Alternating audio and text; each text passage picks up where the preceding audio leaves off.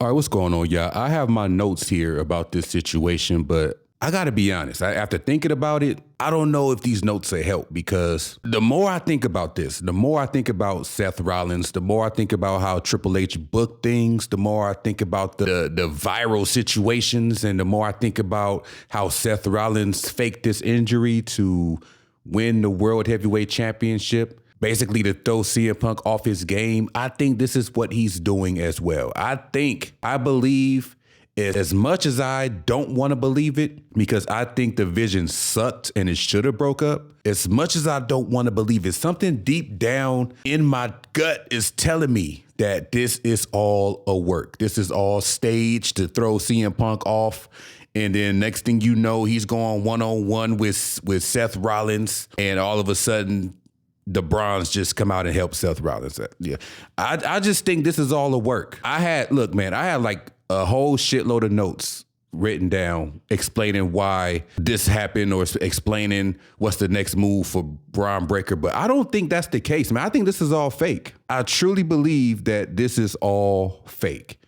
And it would suck. It would suck, man, if this is, coming out to be a work, because nobody really likes the vision. Nobody really likes that faction. Like, nobody really cares about that faction. It was like put together like out of nowhere. It's random, if you ask me. Like, you have the leader of the vision, which is Seth Rollins, right? You have Bronson Reed, who put Seth Rollins on the shelf at one point. You have Bron Breakker, who was thriving on his own. He was the Intercontinental Champion. He looked like a fucking world champion on his own. And then you have Paul Heyman, who usually teams up with people that needs him to speak for them. Seth Rollins don't need anybody to speak for them. Paul Heyman looks out of place. And this is what I'm saying. Like, I don't know. Like, this sounds too good to be true. This sounds too good to be true. And I want it to be really done with. Like, I want this faction to be done with. I really want this faction to be done with. I would love to see how this plays out, whooping, Seth Rollins' ass.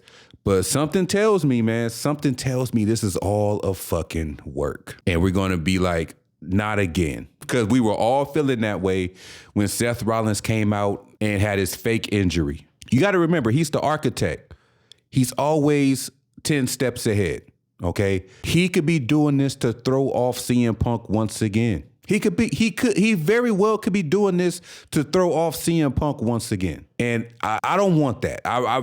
Look, can we just have like surprises? Like, can we just have, stuff like this and stick with it instead of having stuff like this and it turns out to be a work? Like, can we just have this as fans, the vision separating away from Seth Rollins? I mean, now I know it's going to be tough to figure out if Seth Rollins is a face or he's a heel now still, or Bron Breakker and the vision is a face faction or a heel. I don't know what's going on with that. All I know is the faction in his own was not it. It's not it. And I would really hope that this stays the way it was executed, because otherwise, that would have been a crazy moment, a shocking moment, or as they like to say, a viral moment, all for nothing. Let's just say it is a work, okay? Let's just say it is a work. As viral as it went, people are talking about it. You can do a Vince McMahon backstage. You can audible into making this work. You can make this work with Bron Breakker. It should have been like that in the beginning. Paul Heyman, Bron Breakker, and Bronson Reed, that's it. That works. I like that.